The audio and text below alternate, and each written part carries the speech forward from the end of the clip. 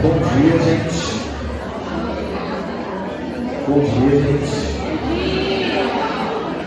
A terceira vez. Bom dia, gente. Bom dia.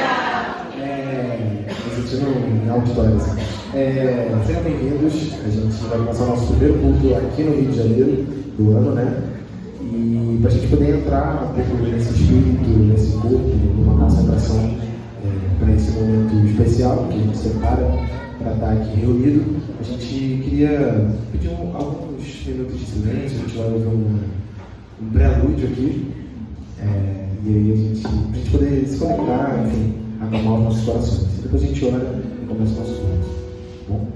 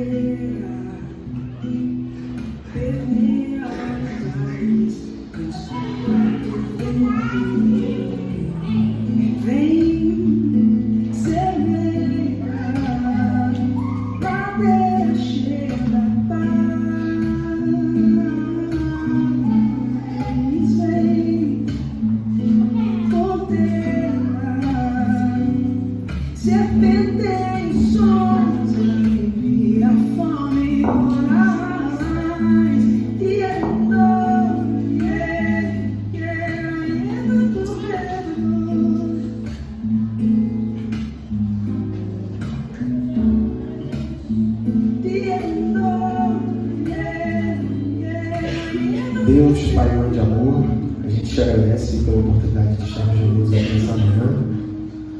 A gente quer pedir que o Senhor possa adentrar aqui no nosso meio. A gente crê que o Senhor está junto com a gente em todos os momentos, mas o Senhor conhece a gente, sabe que é muito importante para a gente esse espaço, esse rito, esse tempo dedicado ao Senhor e também à nossa comunidade de fé.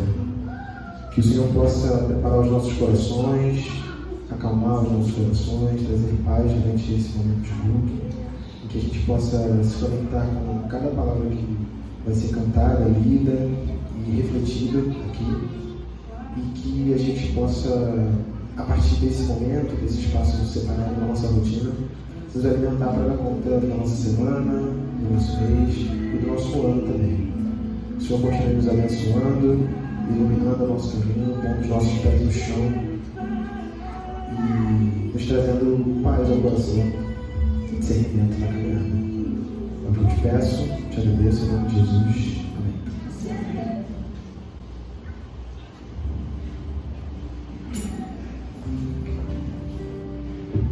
Bom dia, pessoal. Vamos fazer uma breve leitura?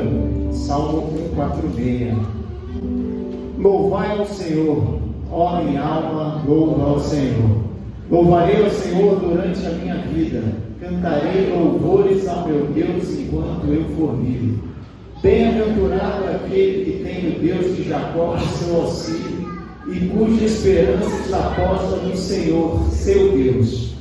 O que fez os céus e a terra, o mar e tudo o que há neles, e o que guarda a verdade para sempre. O que faz justiça aos oprimidos, o que dá pão aos famintos, o Senhor solta os encarcerados, o Senhor abre os olhos aos cegos, o Senhor levanta os abatidos, o Senhor ama os justos. O Senhor guarda os estrangeiros, sustém o órfão e a viúva, mas transforma o caminho dos ímpios. O Senhor reinará eternamente. O teu Deus, ó Sião, de geração em geração, louvai ao Senhor.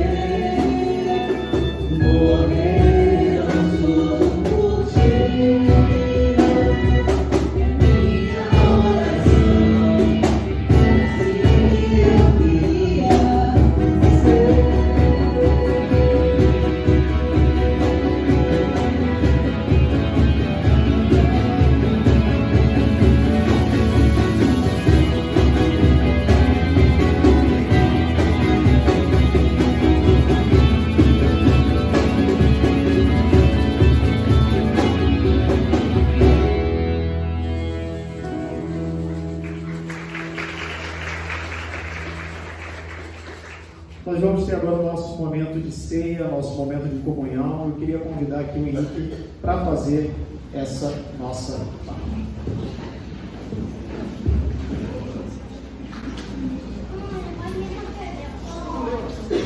Bom dia. Quero convidar você a, se assim desejar, fechar os seus olhos. Vamos falar com Deus nesse momento.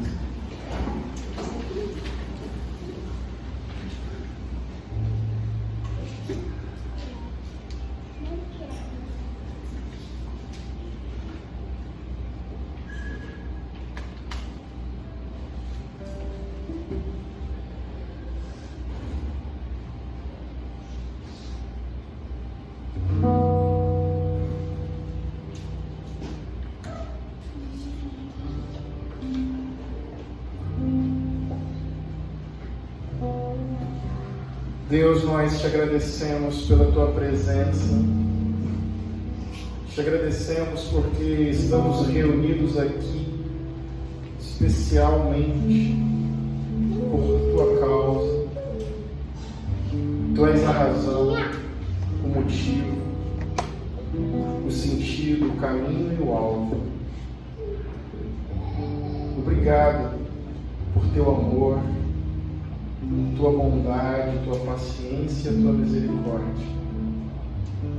Obrigado pelo teu coração aberto para a gente entrar nele, descansar nele e desfrutar do teu cuidado, do teu carinho e da tua fidelidade. Toma mesmo conta deste lugar, da nossa mente, do nosso coração, da nossa vida, em nome de Jesus. Enquanto comiam, Jesus tomou o pão, deu graças, partiu e deu aos discípulos, dizendo: tomem, isto é o meu corpo.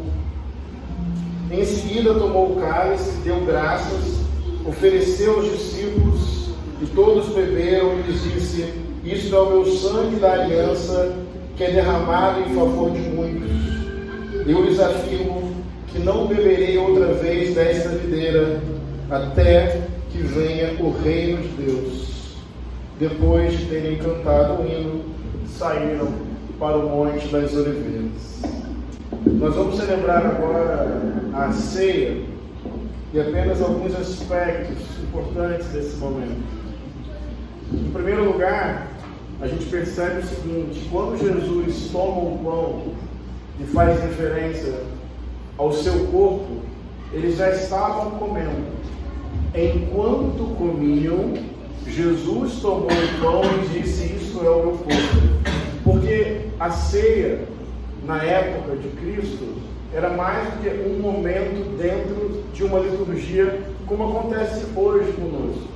A ceia era um momento comunitário, por definição, era uma refeição, era uma partilha. E dentro dessa partilha acontecia este momento específico, pelo menos assim Jesus fez. Então, aqui, dentro da nossa liturgia batista protestante, é um momento dentro da liturgia. Mas eu acho que nos cabe, de alguma forma, refletir sobre o significado histórico. A ceia como partilha, comunhão, como algo para muito além de um momento singular e específico. Então, ao celebrar a ceia, você está afirmando um compromisso de uma vida em comunhão, de uma vida em partilha, de uma vida em comunidade, de estender o significado da ceia para o contexto geral da sua vida. Além disso, eu gosto de chamar a atenção que esse momento aparece com mais força no Evangelho justamente quando Jesus percebe que vai ser preso, que vai ser levado à cruz. Ou seja, quando a análise de conjuntura se tornou muito difícil, quando Jesus percebeu que não tinha mais para onde ir ou fugir, que o seu movimento estava enfraquecido, que a sua popularidade já não estava mais tão alta, que a raiva dos líderes religiosos de Jerusalém estava cada vez mais perto dele. Ou seja, nesse momento de maior vulnerabilidade, fragmentação do seu movimento, Jesus chama os seus discípulos para esse momento comunitário de comunhão e de partilha. Ou seja, a resposta dada por Jesus a um momento muito difícil foi se reunir com seus amigos, com as suas amigas, partilhar o pão. Esse também é outro entendimento da ceia.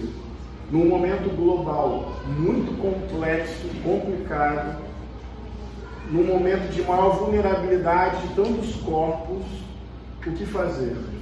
Chamar irmãos e irmãs para uma mesa de comunhão, de comunidade. Mas não só. O terceiro e último elemento que eu quero compartilhar com vocês sobre a ceia é que nesse momento difícil, que Jesus chama seus amigos e suas amigas para uma mesa de comunhão, para um sinal de resistência que se dá pela partilha.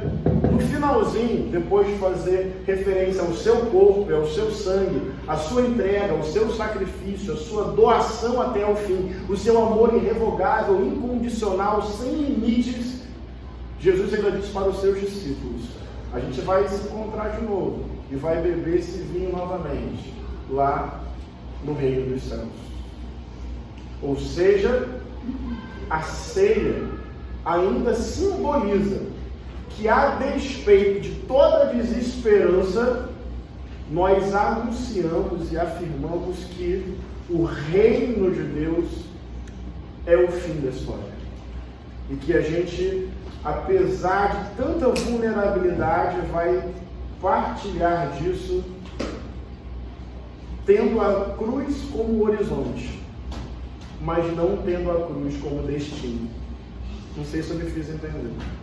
Jesus sabia que a cruz estava ali. Ela estava no horizonte, sim. Mas ele está dizendo para os seus discípulos: olhe para a cruz, mas veja para além dela. A cruz é o horizonte, mas a cruz não é o fim. Então, eu vou sofrer, mas a gente ainda se encontra, valeu? Vamos nos reunir no reino dos céus e beberemos esse vinho por toda a eternidade. Com esse tipo de consciência, eu convido vocês a participar da ceia. Ela não é da Igreja Batista do Caminho, ela é do Senhor Jesus. O que significa isso? Participa quem quiser. Todos e todas são bem-vindos e bem-vindas a celebrar a comunhão, celebrar a partilha, celebrar a esperança. Tudo isso encarnado no corpo de Cristo, o Deus Emmanuel para nós. Com essa consciência, com essa liberdade, a gente faz assim, uma fila, e você vem aqui participar desse momento. Nossa igreja é muito marcada por uma certa descontração. O próprio pastor dela é uma pessoa extremamente engraçada.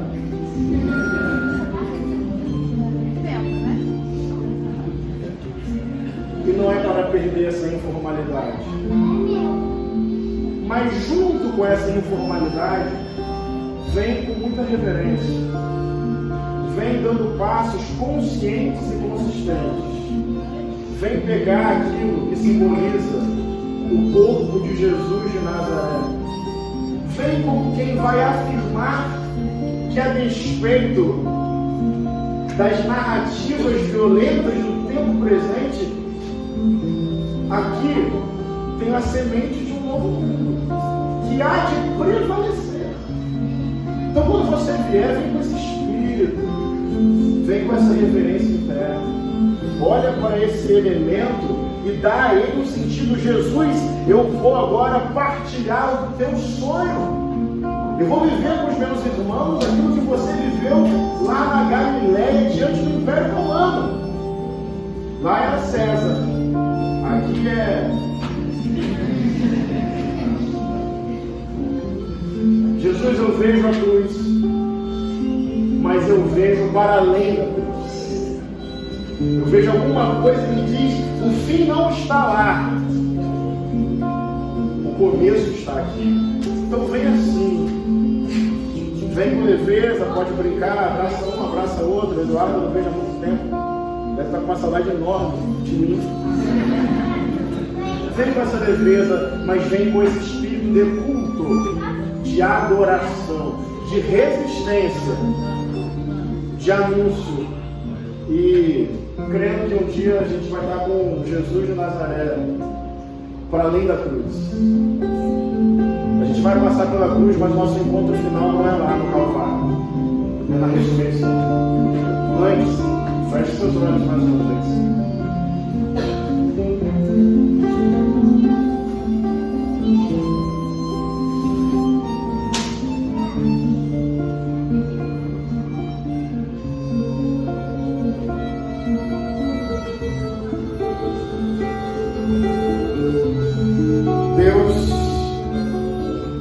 Manifeste-se entre nós com o teu poder, teu amor e a tua graça. Fala a cada coração aqui presente, remove toda culpa, faz aquilo que é tua vocação, pega nossos pecados e joga nas profundezas do esquecimento, e nos faz novas criações, criaturas, pessoas, a partir da liberdade e da graça de Cristo. Aquele que está abatido, que sinta o renovar do teu espírito.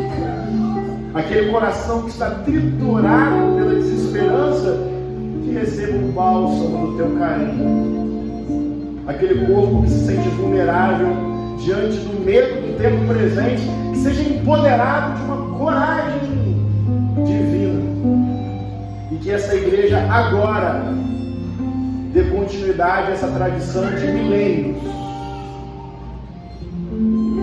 ceiar como ato de resistência, de profecia e de esperança na tua vinda, na tua volta, no teu reinado,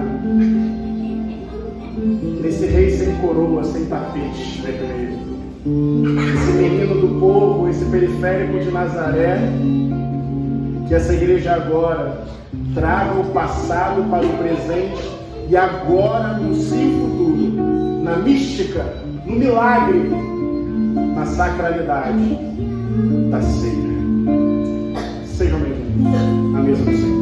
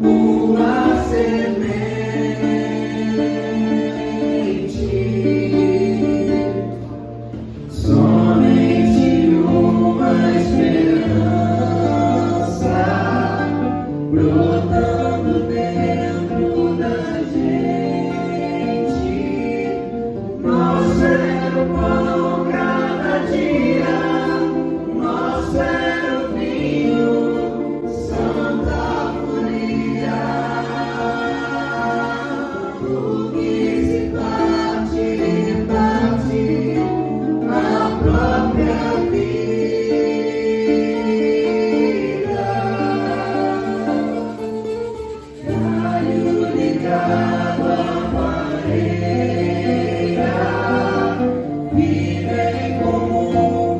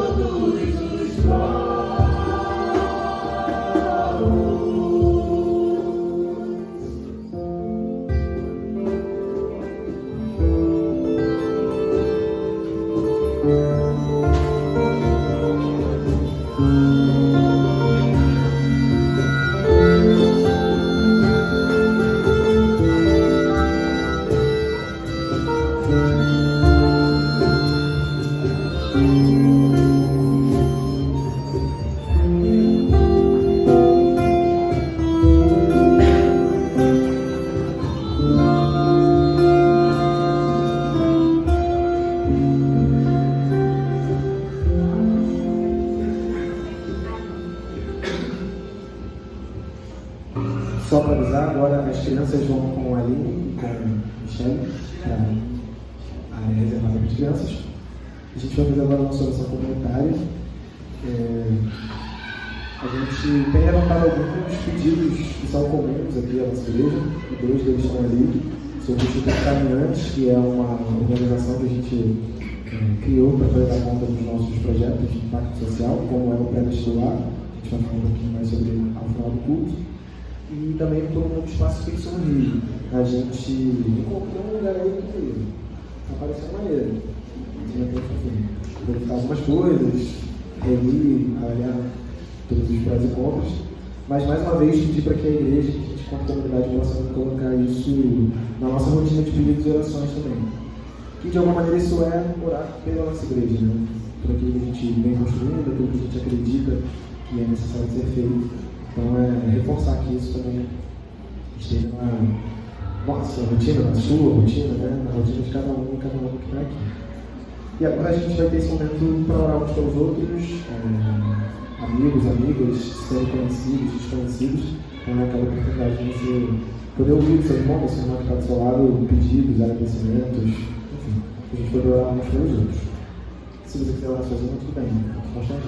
Mas é uma provocação, um convite. Então a gente vai orar mais um pouquinho.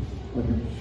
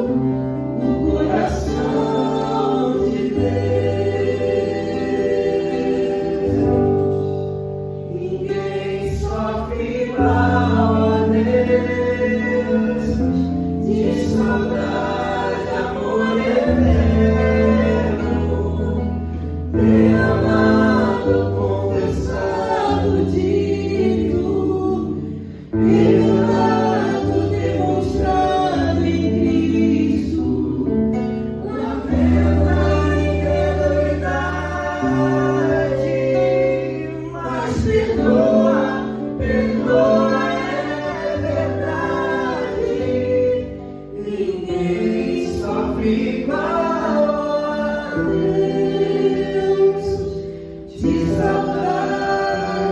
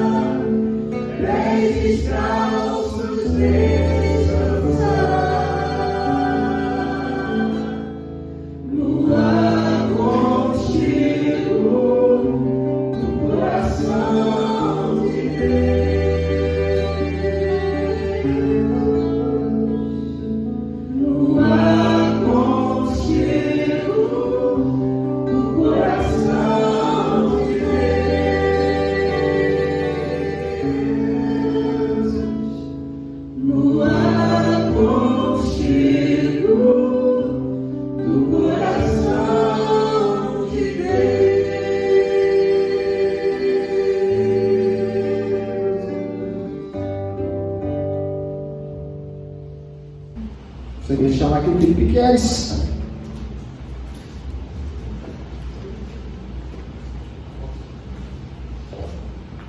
Bom dia. Bom dia. Eu nunca tinha falado aqui 2 finais de semana seguidos, faz tempo que eu não faço isso na vida. Então eu decidi, como eu sou bastante prolixo, continuar a reflexão do domingo passado, que faltou tanto ser dito e a gente pensar junto. Eu acho que tem bastante que a gente pode continuar evoluindo aqui. Quem estava lá vai continuar, quem estava aqui vai pegar o que a gente vai falar aqui. Eu quero ler um trecho desse livro que eu estava lendo ontem à noite, do Hilke, que vai complementar um pouco a nossa fala aqui.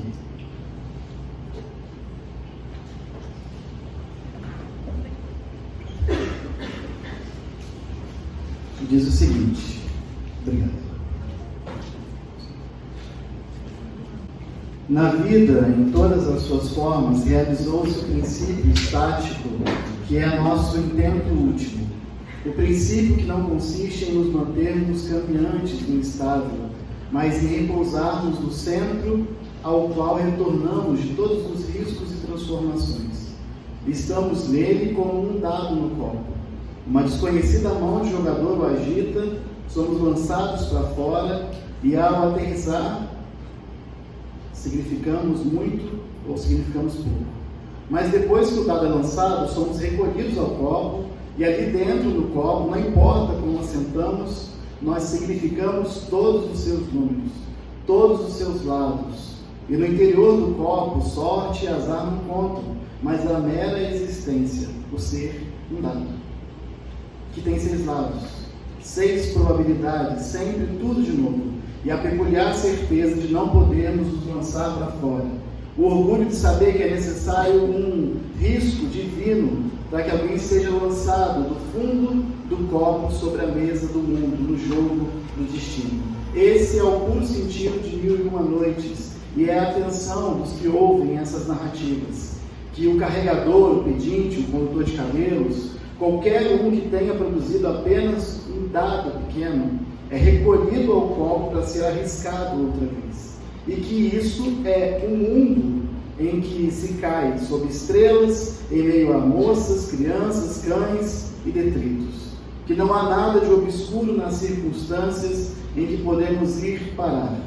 Por certo, pode haver algo muito grande ou muito maligno, muito ardiloso ou simplesmente fatídico, mas estamos lidando ou com outros dados, ou com os arremessos e espíritos que agitam os copos, e nisso arriscam uma coisa deles.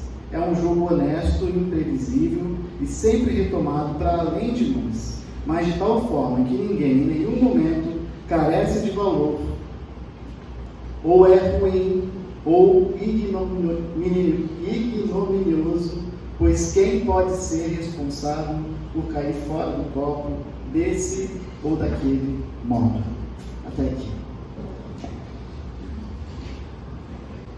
Eu sei que a gente espera, às vezes, a gente espera a gente poder vir à igreja, para a gente poder refletir um pouco sobre aquilo que vai motivar a gente a continuar, uma mensagem talvez de uma teologia estética, construída um pouco para aliviar um pouco do nosso sofrimento, de estar inserido onde a gente está, conseguir olhar com bons olhos o que a gente tem diante da gente, o quadro. Então a nossa busca é sempre por boas respostas, por um pouco de esperança dentro desse nosso pires, clamando por esperança e boas respostas e bons caminhos e boas saídas o tempo todo.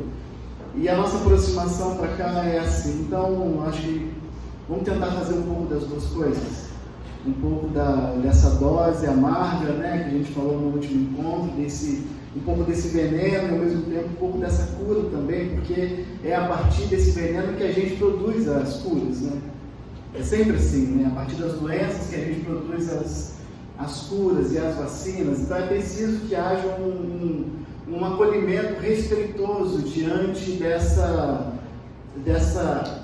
numerosa variedade de fatos que nos atingem, para o mal e para o bem.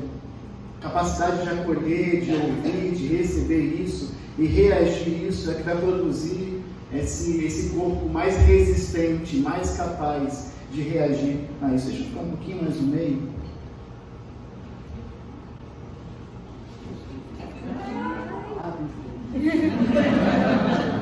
Permanecerei à esquerda, gente. Aqui não vai ter jeito. Diante da nossa impotência, da nossa dá para ir mais agora?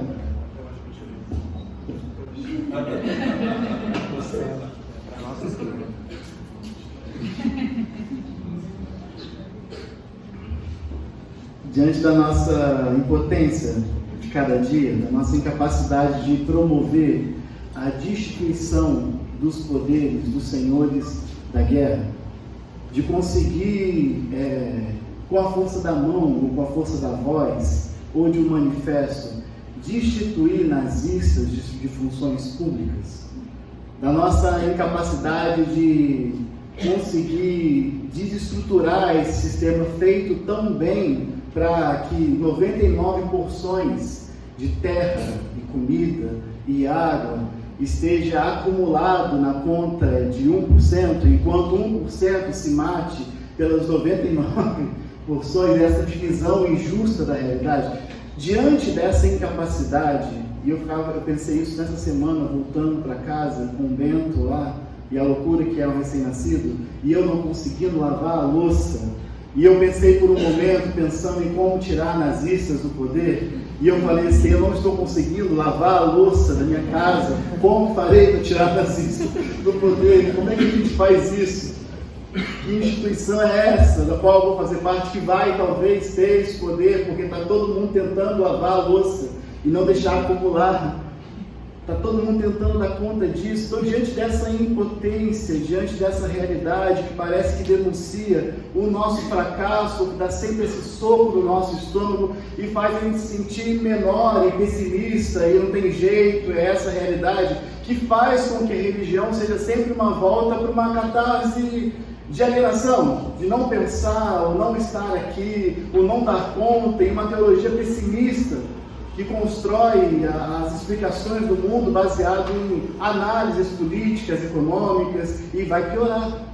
Porque a análise política, econômica, conjuntural e de relações internacionais vai piorar. Diante dessa impotência, eu queria ler um texto com vocês, está em Lucas capítulo 7.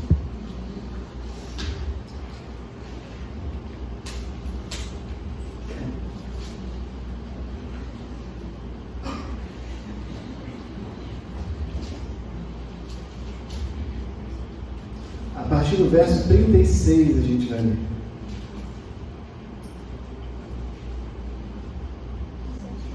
O texto fala assim, no meu título aqui na pastoral, ela fala que é Lucas 7, né, que eu falei para vocês, 36.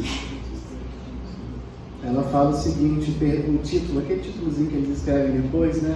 Na minha está escrito perdão que gera o amor. Eu quero falar que foi o amor que gerou o perdão aqui.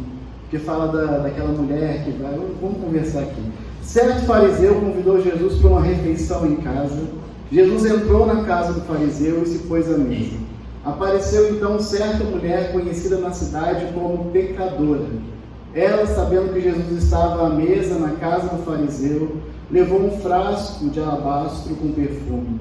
A mulher se colocou por trás, chorando aos pés de Jesus. Com as lágrimas, começou a banhar-lhe os pés. Em seguida os enxugava com os cabelos, cobria-os de beijos e os ungia com perfume. Vendo isso, o fariseu que havia convidado Jesus ficou pensando, se esse homem fosse mesmo um profeta, saberia que tipo de mulher está tocando nele, porque ela é pecadora. Jesus então disse ao fariseu, Simão, tenho uma coisa para dizer a você. Simão respondeu, fala, mestre. Certo credor tinha 2 devedores, um lhe devia 500 moedas de prata e o outro lhe devia 50. Como não tivessem com o que pagar, o homem perdoou os 2. Qual deles o amará mais? Simão respondeu, acho que é aquele a quem ele perdoou mais. Jesus lhe disse, você julgou certo. Então Jesus voltou-se para a mulher e disse a Simão, está vendo essa mulher? Quando eu entrei em sua casa, você não me ofereceu água para lavar os pés. Ela, porém, banhou meus pés com lágrimas e os enxugou com os cabelos. Você não me deu um beijo de saudação. Ela, porém, desde que entrei, não parou de beijar meus pés. Você não derramou óleo na minha cabeça. Ela, porém, ungiu meus pés com o perfume. Por essa razão, eu declaro a você, os muitos pecados que ela cometeu estão perdoados, porque ela demonstrou muito amor. Aquele a quem foi perdoado pouco, demonstra pouco amor. E Jesus disse à mulher, seus pecados estão perdoados. Então os convidados começaram a pensar, quem é esse que até perdoa pecados? Mas Jesus disse à mulher, sua fé salvou você. Vai em paz. Que texto maravilhoso, né? Na ruptura necessária da cena diplomática, concisa, educada e mentirosa, na ruptura necessária daquilo que Jesus estava estabelecendo com o fariseu, com Simão, de uma relação que precisa se manter dentro de parâmetros estabelecidos daquilo que é a cordialidade, é a amizade, e daquilo que se espera da gente, diante dos nossos adversários, que se espera da gente diante dos nossos opositores, da cena concisa, discreta, educada, bonita, harmoniosa, entra uma mulher com a necessidade e promovendo a ruptura e o estraçalhamento da cena e da ordem e da disciplina estabelecida. Não há nela qualquer preocupação em manter qualquer formalidade estabelecida anteriormente.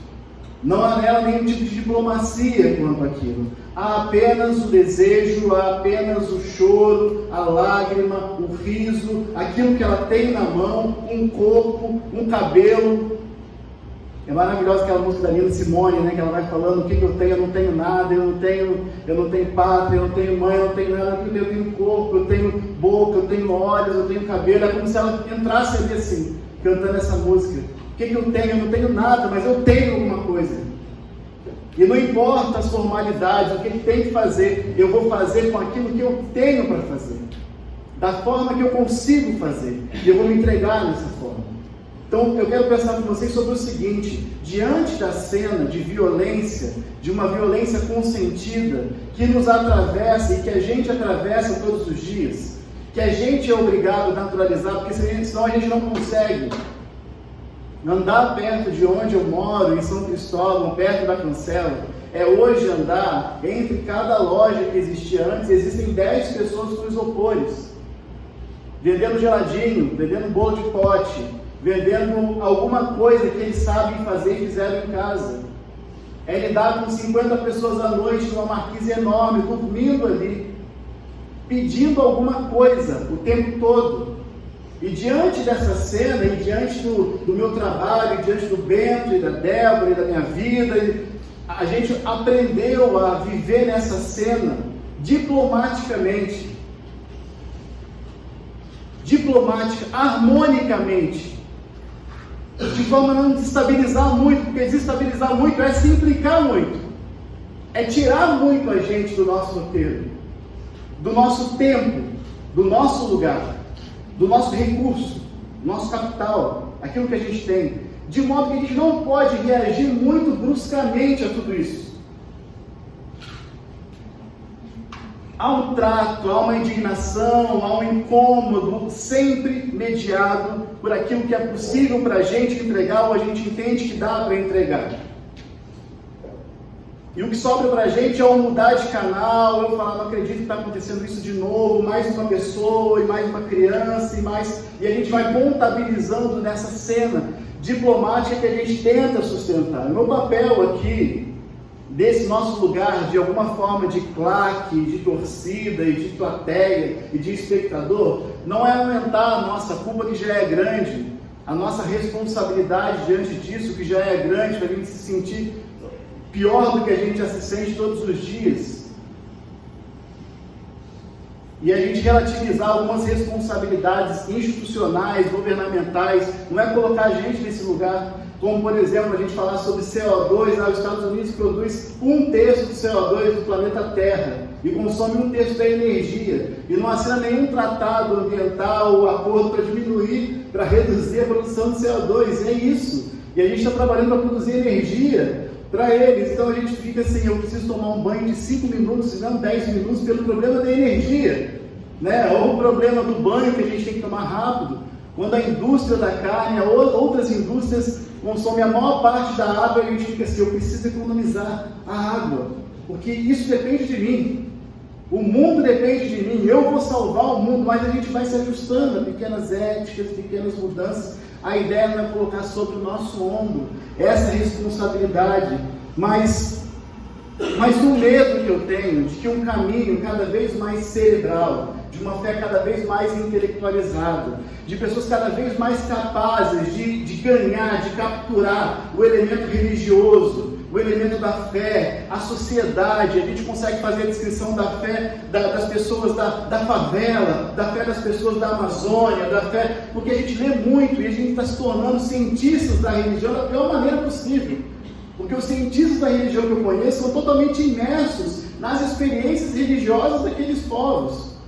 A gente está se tornando essa ciência fria, distanciada, de conseguir entender o que está acontecendo, de conseguir explicar os processos do evangelicalismo e do cristianismo brasileiro. E cada vez mais que a gente consegue dizer Deus, e explicar o que está acontecendo, explicar para as pessoas quem é o Deus delas, e por que ela crê daquele jeito, e por que ela não crê assim. Cada vez que a gente dá um passo em direção a isso, a gente se afasta do poder que há no fenômeno religioso, do poder que há na fé. E esse poder que há na fé é um poder que não se tem, mas que nos toma, que bagunça, que pega a gente de alguma forma, que não é sistematizado e explicado. O que está acontecendo com a gente para conseguir fazer a transição, a travessia de um lugar de um dogmatismo, de um lugar de um determinismo absurdo, que fazia a gente perder o ônibus e falar que foi Deus, porque vai bater o ônibus e Deus me livrou daquele ônibus que vai bater. A gente explicava um Deus que mexia todos os dados para poder abrir o nosso caminho e salvar a gente de tudo. Como é que a gente conseguiu sair desse lugar e ir para um lugar em que simplesmente não há determinação, ou pelo menos, como a gente cantou, não cabe mais para a gente saber das cores, mas é de imaginar a vontade. E o imaginar a vontade é projetar, é gritar, é falar, é dizer o que vai ser. Que é o papel dos profetas. Todos os nazistas do governo vão ser destituídos do poder, ou da vida, quem sabe, Deus queira, profetizar a vontade. Não sei se eu podia dizer isso aqui, mas... Amém. É de imaginar a vontade, né? Não é de falar a vontade.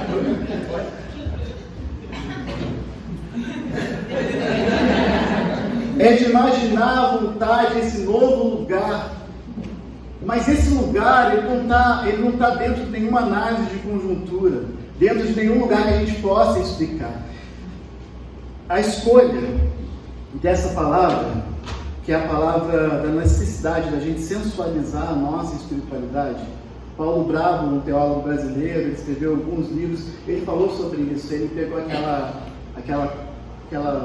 um livro que existia, que é Em Seus Passos, o que faria Jesus, né, muito conhecido. Ele escreveu Em 6 Passos, o que faria Jesus, e um dos passos é sensualize a sua espiritualidade. Sensualize a sua espiritualidade.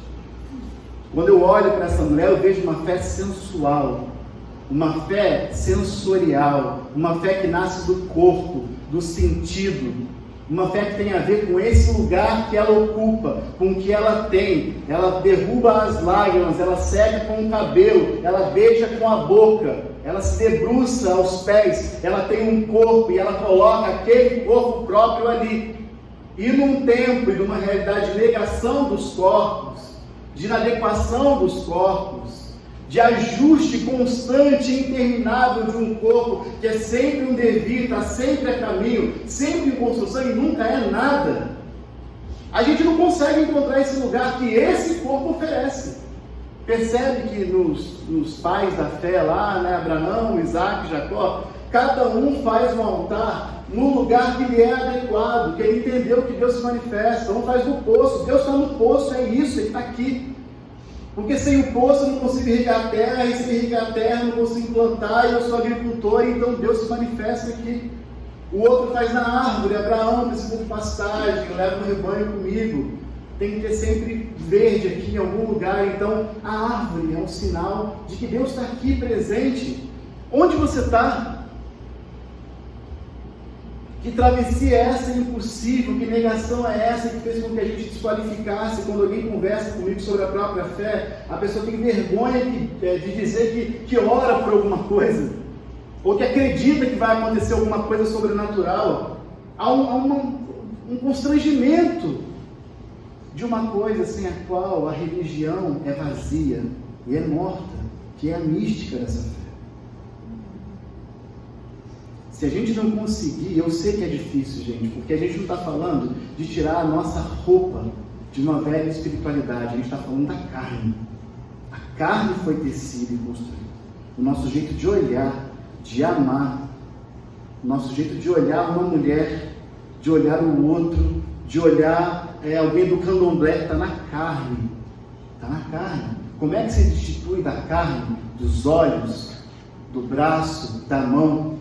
Como é que se desconstrói nesse nível? É um trabalho difícil, mas que precisa ser feito para um outro lugar em que você esteja presente de verdade, visceralmente, em que o seu corpo esteja apaixonado, tomado, grávido de deuses, grávido de expectativa, grávido de plano, grávido de mística, grávido de ideias. E que você consiga encarnar e dizer isso, consiga colocar isso em algum lugar. A escolha da palavra é importante, porque sempre que falamos da humanização da fé, da encarnação do Verbo, de um Deus Filho do Homem, Emmanuel, a gente insiste em promover a substituição e só pensamos nas qualidades daquilo que se sabe humano. O encontro filosófico com Deus agora, o encontro intelectual, um Deus que é liberdade, igualdade, fraternidade, etc. Um Deus filosófico, um Deus político. O que é liberdade? Cadê a geena da fé da gente? Cadê o abismo? Cadê o vale de morte? Cadê o lugar que a gente não sabe dizer? Cadê aquele monstro do Lost de vocês, que eu não sei se aparece para vocês, mas aparece para mim, com imagens do passado, todas atravessadas e misturadas, e dizendo alguma coisa que eu não sei dizer a respeito de mim? Cadê aquela alma e aquele corpo errante, inseguro, desconcertado pela própria insegurança, de não saber nem se é real, não saber nem se é de verdade, nem se ama de verdade? A gente está com o amor da nossa vida. Você me ama? Eu te amo. Uma pergunta: eu te amo, eu te amo, eu te amo. Eu estou aqui, eu tenho fé, eu tenho fé. Cadê essa dimensão que se perde, que não se controla, que não se domina, não sistematiza? A falta dessa dimensão é o que coloca a gente de forma arrogante diante de outros religiosos que a gente entende que são deterministas, dogmáticos, cegos. Toda vez que a gente encontra hoje com alguém com uma fé imbuída desse lugar, tomada disso, grata de esperança e com coragem bastante para dizer alguma coisa a respeito de Deus, a gente olha com certo desdém. Aquela pessoa que tem alguma coisa para dizer a respeito de Deus, tadinha, ela não sabe nada, que eu sei que não se sabe nada a respeito. E nessa teologia negativa, e nessa espiritualidade negativa, nesse não para a nossa fé e para nós mesmos, nesse sentimento de crise que começou no passado e parece que não acabou nunca, e não vai acabar nunca, a gente não vai chegar em lugar nenhum, e não vai conseguir construir, a gente só não é o que a gente é, mas a gente não é mais nada. O que você conseguiu construir nessa trajetória? O que você abriu mão, mas o que você pegou? O que você disse? Você agora acende velas, incenso, você acredita em pedra, você vai para a cachoeira. O que você acredita? Qualifica isso. Valoriza isso. Respeita isso. Respeita isso que nasce do seu corpo, da sua história, da sua leitura. E põe isso na cena, como essa mulher fez. Traz isso para a cena. Sai da cena diplomática construída para manter funcionando tudo. Caga para isso, destrói isso. Entra e oferece o seu culto. Com o seu corpo, com o seu sexo, com o seu desejo, com as suas ideias. Loucas, brilhantes, maravilhosas, esquisitas. Coloca ela na cena. Porque é essa postura, porque é esse lugar, porque é esse derramamento que é valorizado no texto, e há perdão para ela, porque há amor, e esse amor transborda, e esse amor não é contido. Qualquer coisa diferente, de alguma coisa que não caiba mística, é a gente transitando entre a religião que a gente tinha e uma outra religião que a gente não conseguiu ainda.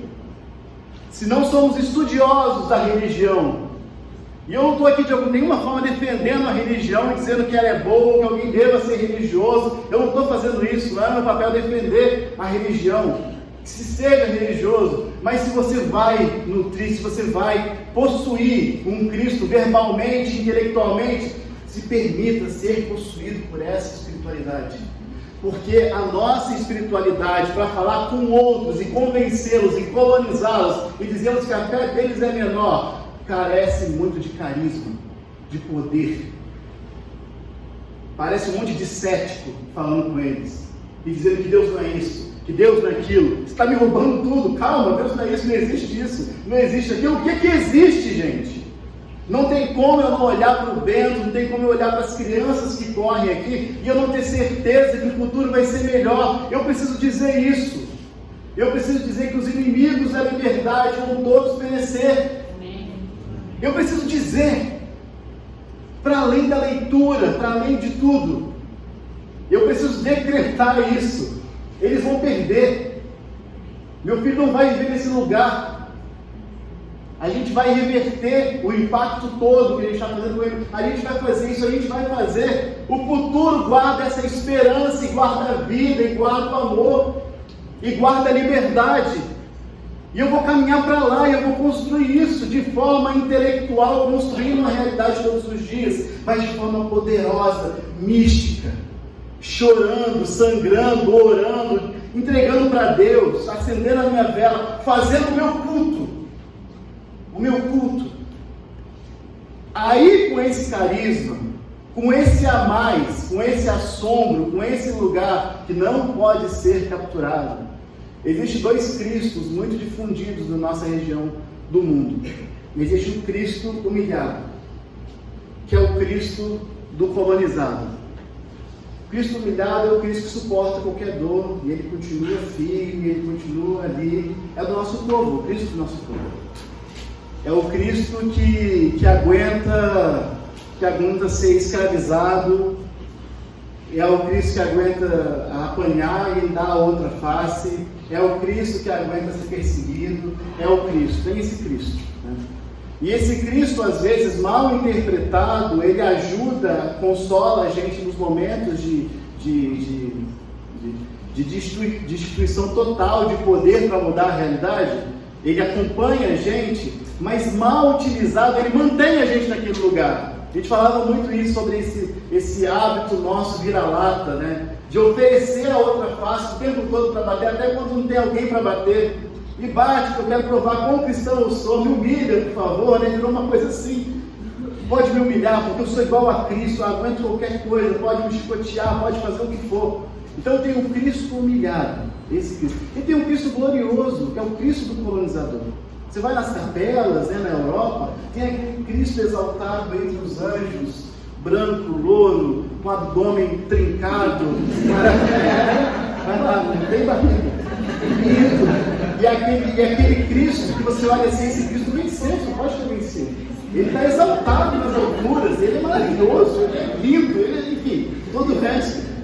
Esse Cristo, e a gente fica oscilando entre o Cristo que oprime, eu preciso ser vencedor, eu preciso nessa teologia positiva e tóxica de positividade também, ou oscilando entre um Cristo que suporta qualquer coisa. A gente foi e criou um não Cristo, um Cristo estético, um Cristo que é uma outra coisa, não vale esse Cristo também.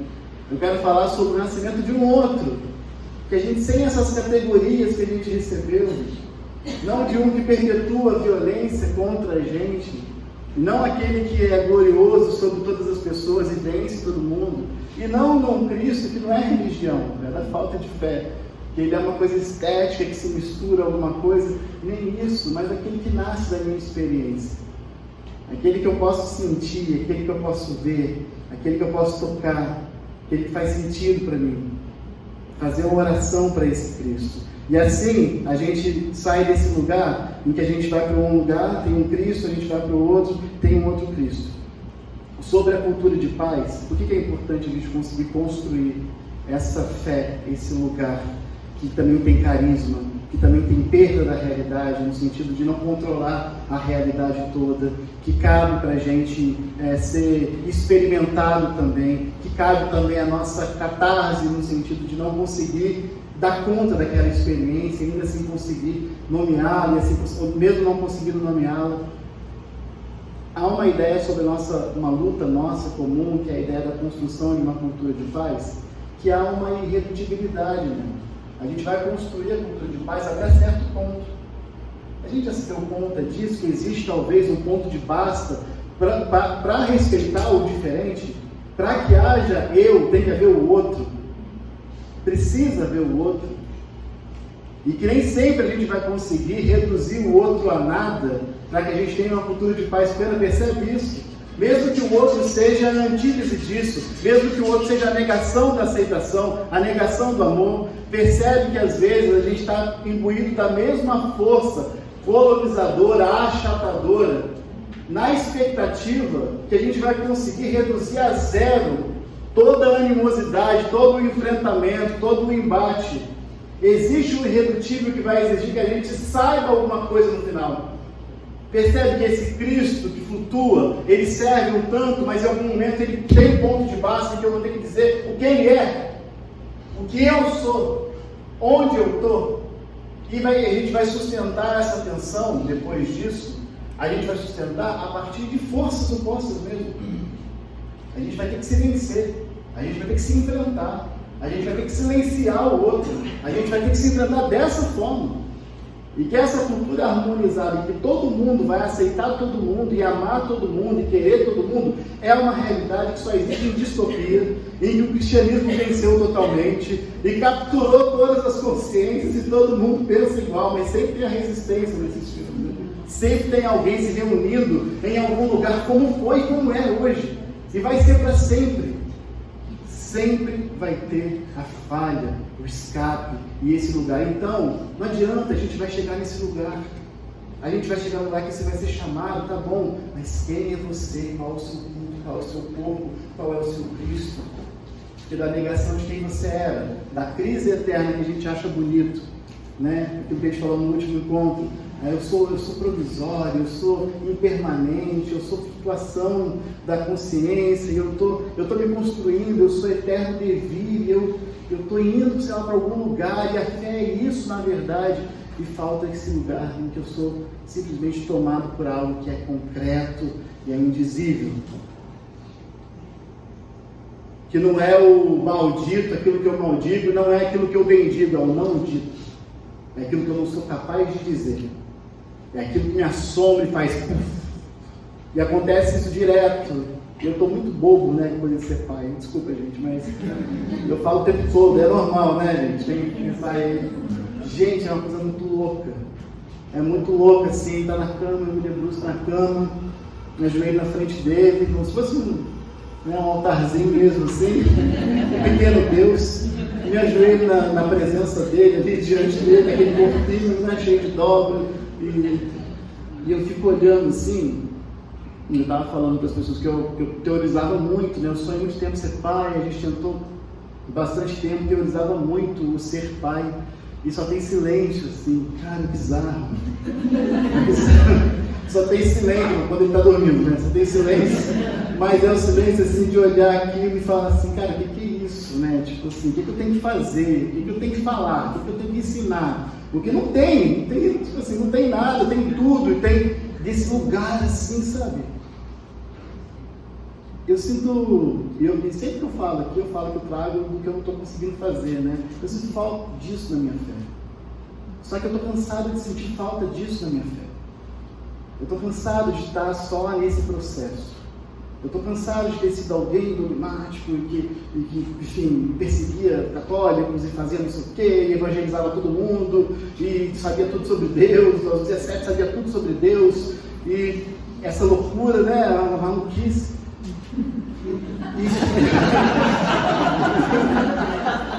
E que de repente não sabe, continua dizendo não saber, valorizando, e as pessoas incríveis te procuram e falam, estou numa crise, 10 anos, é assim mesmo, depois a gente se profissionaliza na crise, e a gente começa a voltar a fazer as coisas, né, mesmo em crise, e sem o carisma de uma fé genuína, de alguém que rompe a cena e se debruça aos pés de Jesus e lava com as lágrimas.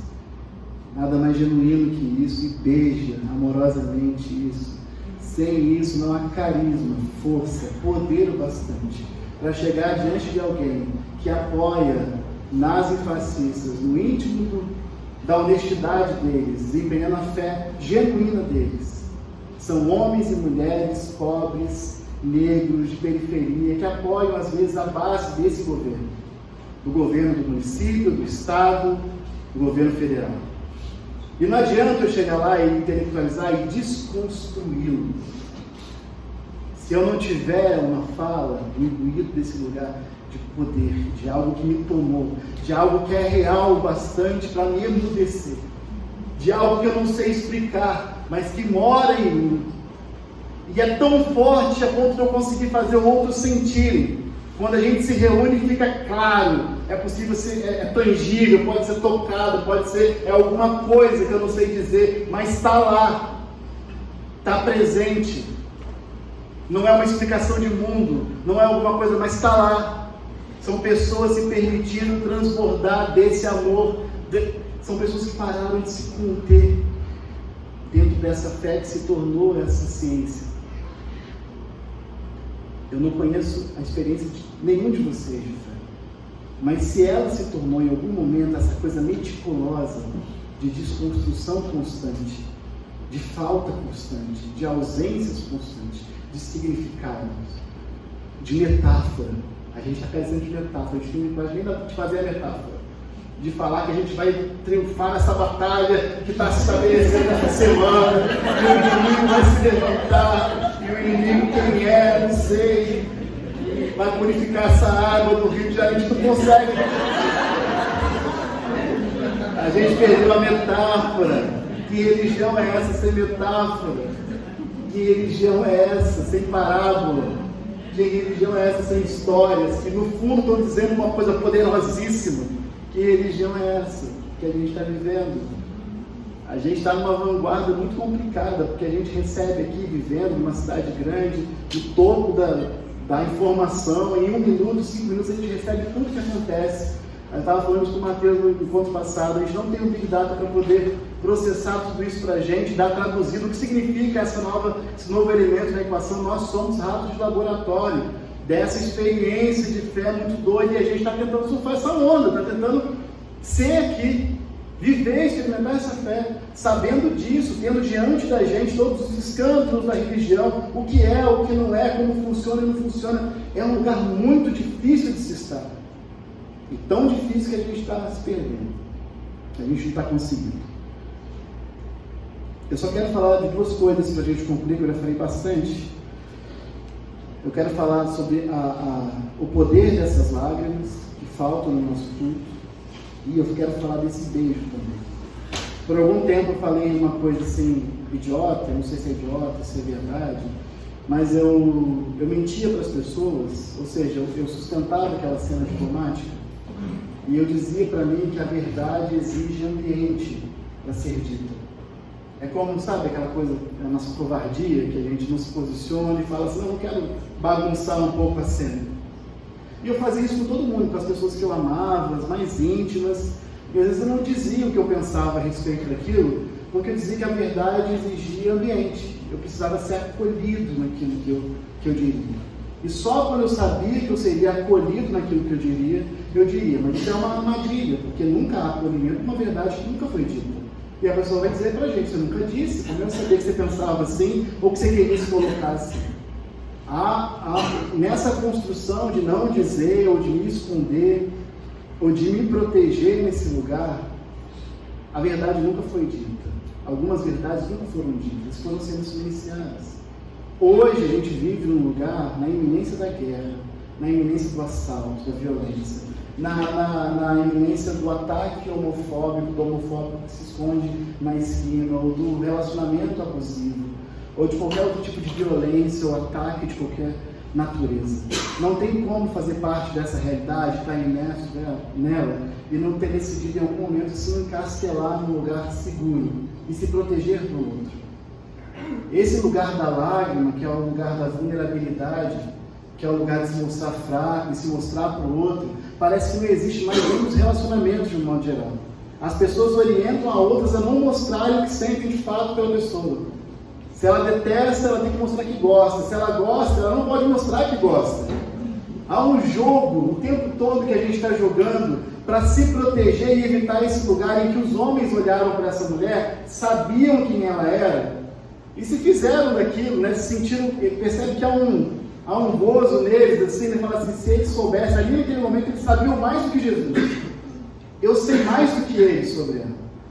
Eles gozaram sobre aquela mulher ali e sobre Jesus que não sabia, e eles se sentiram, nem que seja para que as pessoas se sintam melhores do que você, se coloque na cena, diga a sua verdade. Nem que seja para que elas acharem que entenderam melhor Deus, ou têm uma fé mais evoluída que a sua, ou são melhores de alguma forma, se coloque na cena, se apresente ali, entra ali. A coragem dessa mulher nos mostra isso, dessa lágrima, dessa vulnerabilidade que é exposta naquele lugar, que é mostrado ali. Como romper dentro da cena com algo muito mais poderoso, né? Do que isso, do que as minhas explicações, sair desse lugar do explicador e me colocar, e colocar a minha emoção. Nós fizemos um movimento no ano passado, que foi o se afastar de algumas pessoas, né? Ficou tão tóxico as relações, né? A palavra tão embatida, mas ficou tão difícil a gente lidar com tudo aquilo, que a gente preferiu se alienar, se distanciar um pouco daquilo.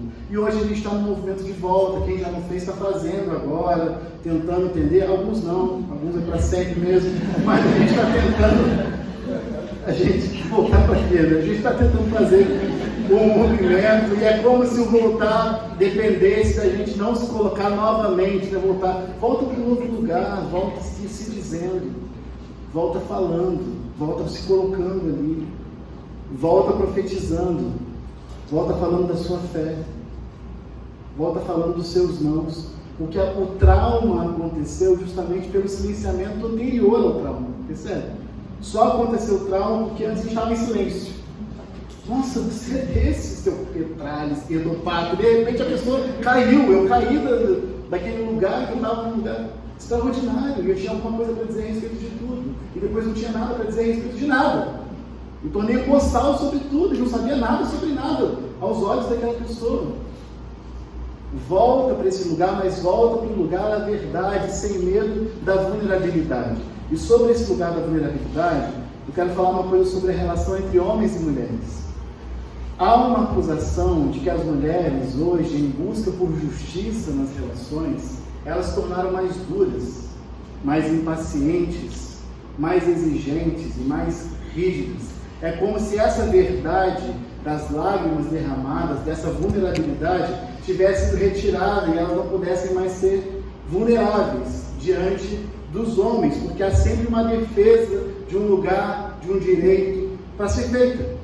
E de fato isso de alguma forma parece verdade em algum ponto. Existe alguma coisa para ser feita. Eu não posso aceitar isso. E quando você não é essa pessoa que está resistindo, você é a pessoa que está fracassando e se sentindo culpada. Porque não conseguiu estabelecer o seu direito à justiça, não conseguiu se preservar, não conseguiu. Ou você é que está falando para a amiga fazer isso, ou é a amiga que está falando com você, mas há esse embate de uma verdade que não é colocada, de uma fragilidade que não é colocada. Primeiro que esse pensamento assim, homens, especificamente agora. Isso é muito a partir da nossa leitura. Porque faz a gente pensar que se elas não se colocam inteiras para a gente agora, como a gente achava que tinha que se colocar, quer dizer que elas estão de alguma forma ressentidas a gente. Não, na verdade existem outras coisas para se colocar. O leque aumentou e não há exclusividade de nos agradar ou estar vulnerável para a gente, porque são mulheres que vão chorar diante de uma maternidade difícil, que vão chorar diante da amiga, que vão se colocar vulneráveis diante de várias fragilidades que possuem, mas não diante da gente. Então não é um lugar de ressentimento, mas é um lugar da nossa incapacidade de entender isso. E aí a gente se coloca nessa relação. Essa palavra é especificamente para homens, tá? A gente se coloca nessa relação, homens, e vou pegar todo mundo que não está indo nos encontros, então que vocês não escapem. A gente se coloca nessa relação tendo aprendido a ser vulneráveis, mas de um jeito entediante, chato, um porre, que a gente se colocou vulnerável demais. A gente quer se colocar e a gente chora o tempo todo, quanto a gente está tentando, e a gente não é todo mundo, e a gente se esforça, e tem que entender também o meu lado, não sei o que. A gente aprendeu a chorar e não parou mais de chorar. Nunca mais. A gente aprendeu a colocar a nossa fragilidade, nunca mais parou de colocar a nossa fragilidade na relação, na equação. Só que essa fragilidade que a gente aprendeu, e a gente coloca, a gente conversa com os caras hoje, de outro lugar, a gente fala de coisas reais, assim, né? Sobre como é difícil ser homem e tudo mais, essas coisas. E começa a se colocar num lugar assim, de, não, agora eu consigo falar da minha dificuldade de ir ao médico, e não sei o que, e no final das contas, esse lugar de vulnerabilidade que a gente se coloca, não destitui a gente de poder na cena. Não adianta. Pelo contrário, a gente está sendo qualificado por isso. A gente está se tornando um outro tipo de homem, desconstruído, melhor, e, enfim. A gente está ganhando valor com aquilo que tinha que significar perda. Perda de espaço, de voz, de lugar, de posição na cena. Que lugar é esse? Então, de que forma a gente está conseguindo conduzir um processo de desconstrução de uma masculinidade que era uma merda, e a gente está conseguindo fazer isso para sair ganhando no final?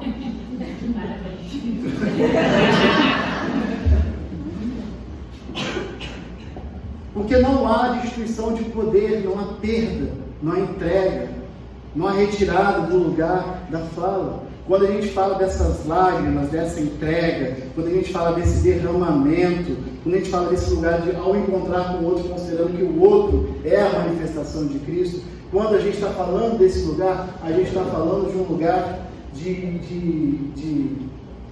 não de controle da cena, de fazer a manutenção da cena, mas em que se perde o status, em que olham para a gente e falam, essa pessoa é desqualificada desse lugar.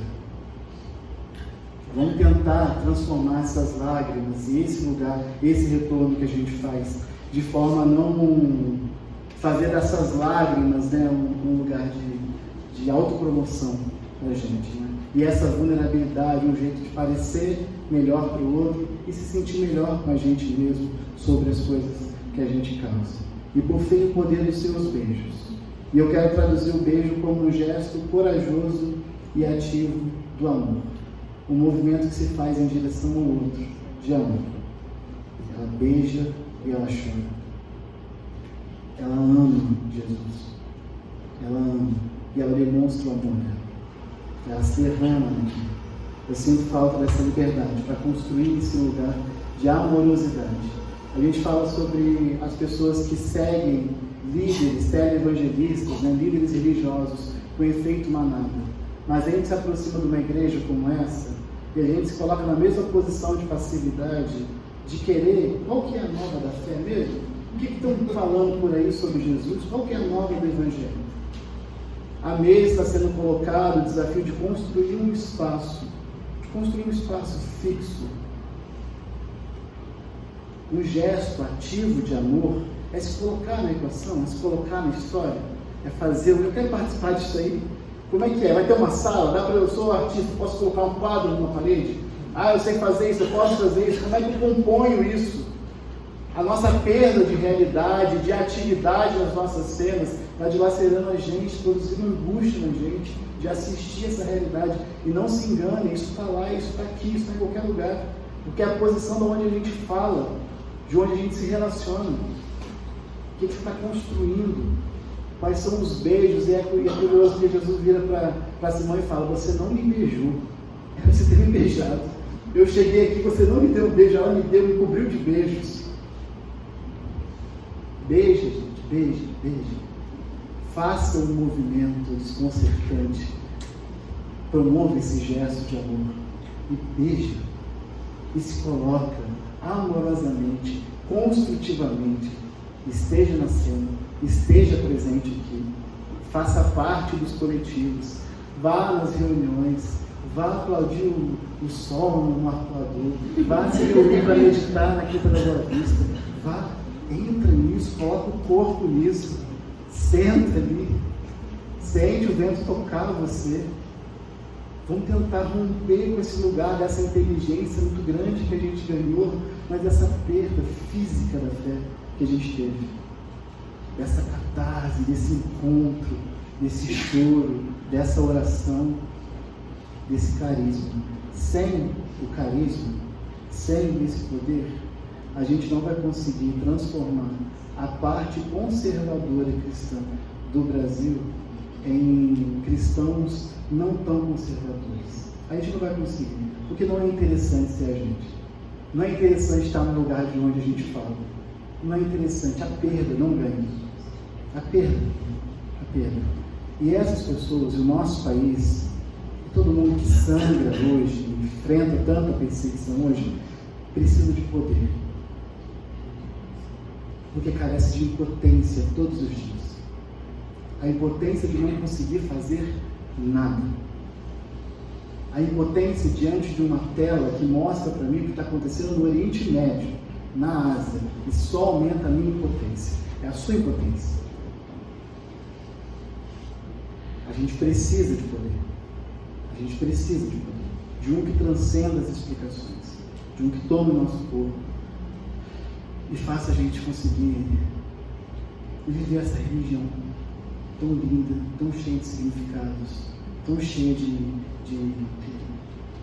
encontros, que promove a mesa, a partilha, a importância do pão e do vinho partilhados, a amizade, a fraternidade, a liberdade, e tudo isso, mas traduzido num beijo.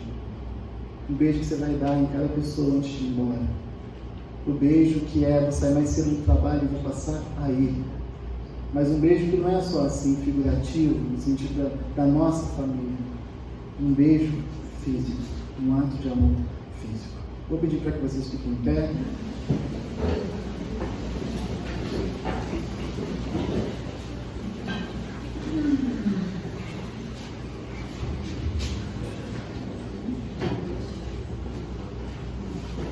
Pedir para alguém que queira fazer uma oração, vir aqui à frente orar. Será que alguém pode fazer isso por mim? Fazer esse movimento? Alguém?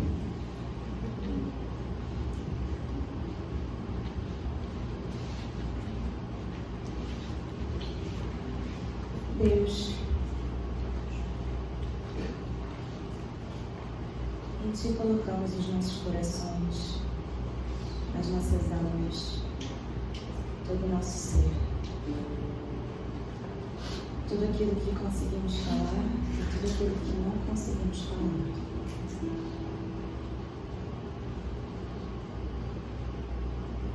O Teu amor é mais poderoso do que todas as coisas. O Teu amor nos acolhe, nos toca. A Tua graça nos transforma visceralmente, completamente. Ensina-nos a Tua humildade, Tu que és manso e humilde de coração, para que encontremos descanso para nossas almas. Tu mesmo nos disseste: aprendei de mim, que sou manso e humilde de coração, e encontrareis descanso para as vossas almas. Ensina-nos a ouvir o nosso corpo, que muitas vezes temos negligenciado, nosso corpo cansado, nosso corpo que quer dançar, nosso corpo artista, nosso corpo louco. Ensina-nos a ouvir e dar voz a esse corpo, que possamos te experienciar no nosso corpo, que possamos não ter medo de sentir o Senhor hoje, que possamos não ter medo de ficar malucos, porque a fé em Ti de fato é inexplicável. O Teu lugar na nossa vida é mesmo de assombro, é mesmo indizível, é mesmo para ser contemplado, para ser apenas sentido, acolhido, visto, para que meditemos em Ti e que essa Tua doce presença seja ela mesma a nossa esperança, de que podemos entrar em contato com essa Tua presença todos os dias, porque Tu nos é plenamente acessível. Nós é que nos afastamos dessa tão simples acessibilidade, porque nós queremos Te complicar. E eu Te louvo e Te agradeço porque Tu és tão real, Tu és tão precioso, tão maravilhoso. Tu és Deus. Em Ti esperamos, em Ti depositamos todo o nosso ser e para Ti nos entregamos e reconhecemos que sem Ti nada podemos fazer. Somos sim impotentes, vemos sim o abismo todos os dias, inclusive os da nossa própria alma, e tanto em nós que precisa ser transformado, modificado pelo poder do Teu Espírito. Ajuda-nos, ensina-nos, abre-nos, rasga-nos, faz-nos sangrar por Ti de amor. Derramar nossas almas, as nossas lágrimas a Ti e não termos vergonha disso. E sermos realmente extravagantes nisso, como essa mulher foi. Ensina-nos a habitar essa liberdade de ser. E obrigada porque o Senhor já concedeu isso a nós. Amém.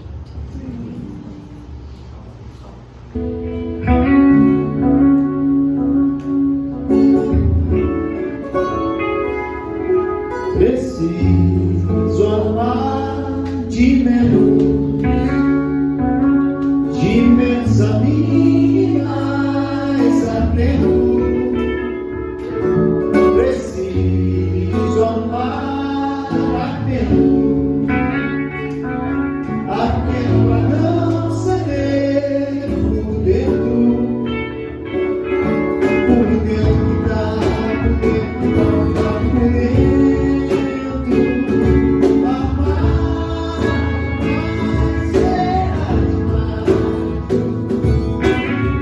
Equilibrar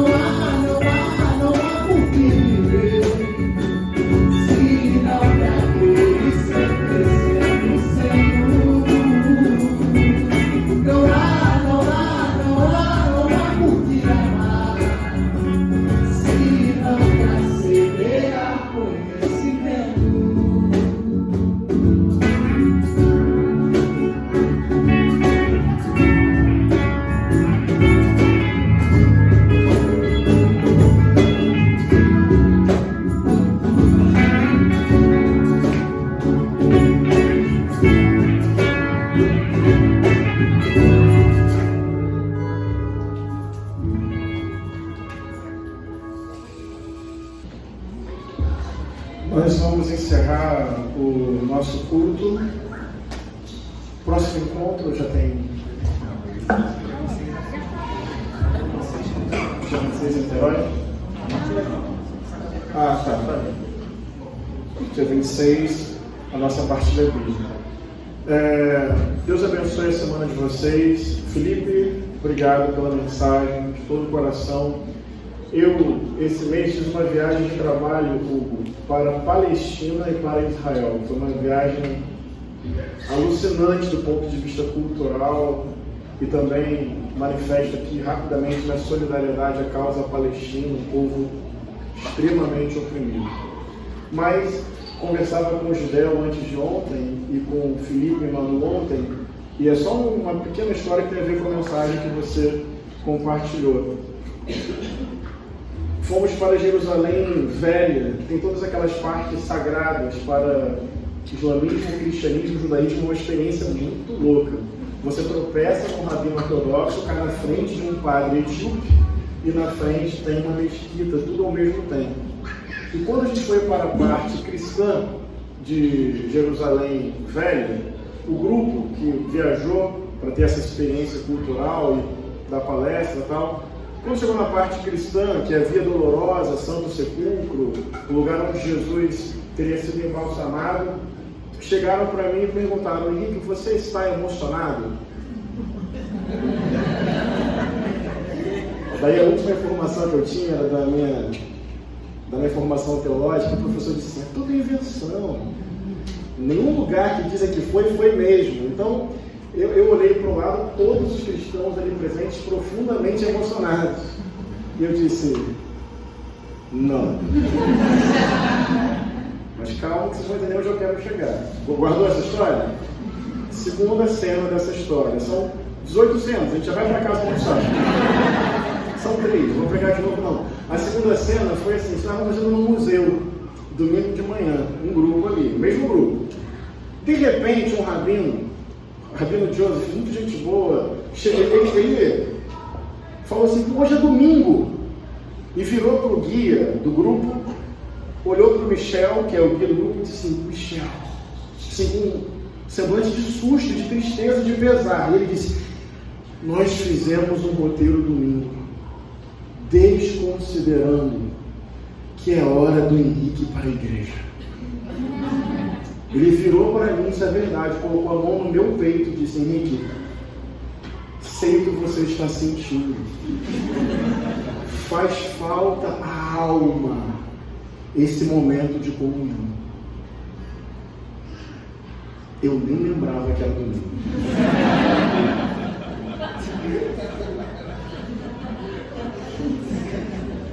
Terceira cena. A hora de arrumar o prato num restaurante qualquer, arrumei meu prato e, com fome, peguei o garfo e fui em direção à comida. Teve esse momento de satisfação pessoal. Uma pessoa do meu lado colocou a mão assim, e era uma viagem cheia de perguntas culturais muito engraçadas e coisas assim, que você vai entendendo a cultura do outro. Os cristãos não dão graças antes do alimento?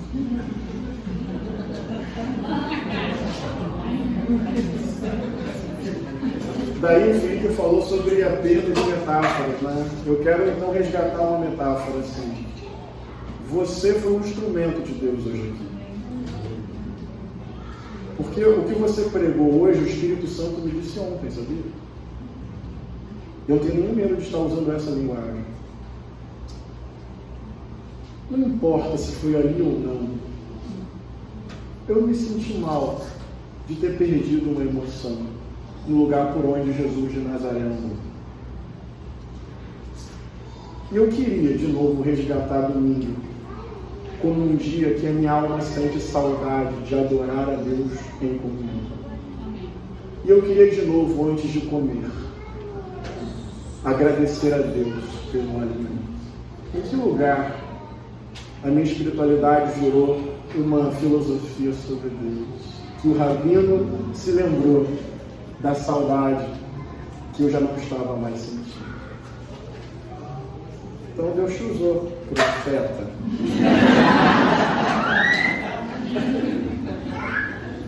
Que essa igreja seja um lugar de reflexão sistemática sobre o sagrado, mas sobretudo e antes de tudo, de experiência com Jesus ressurreto que habita em nosso meio. Vamos orar? E lembre-se de agradecer antes do almoço. Isso é sério. Amém, viu? Quero fazer uma manifestação infantil e de pentecostal. Deus, obrigado por tua presença viva em nosso meio. Obrigado pela saudade que você tem da gente e que vai sendo criada em nosso coração, a saudade que a gente passa a ter de você. Obrigado, meu Deus, por essa igreja, por nossa caminhada entre erros e acertos. Eu acho que o Senhor vê a integridade do nosso coração. Nos ajuda nesse ano, nesse desejo que a gente tem de um lugar fixo aqui no Rio de Janeiro. Mas esse lugar fixo, Deus, eu quero te pedir que seja o símbolo de uma mudança de postura coletiva. Porque chegou a hora de uma produção maior de vínculo e de construção comunitária dessa singela comunidade de experimentação da tua presença, de fé em Jesus. Deus, obrigado por teu amor, por tua bondade, por tua misericórdia. Enche a nossa vida com esse assombro, com esse silêncio, com essa entrega, com essa busca, com essa disciplina espiritual. Nos traz a beleza da leitura devocional e comunitária da Bíblia. Embora a vida possa ser uma oração, que a gente possa reservar momentos singelos e profundos para falar contigo e te ouvir ainda que no silêncio. Nos dá essa autoridade que não tem a ver com status, mas é a autoridade que brota da experiência contigo, para a gente poder, com muita humildade e coragem, declarar profecias de esperança para o tempo presente. E que isso venha de dentro com força e poesia, como quebrantamento e aposta no teu reino. Mas chacoalha o nosso entendimento, desorganiza um pouco as nossas certezas e nos leva à dimensão profunda e séria do primeiro amor por Jesus. Abençoa-nos neste ano, na nossa caminhada como comunidade de fé, em nome de Jesus. Amém.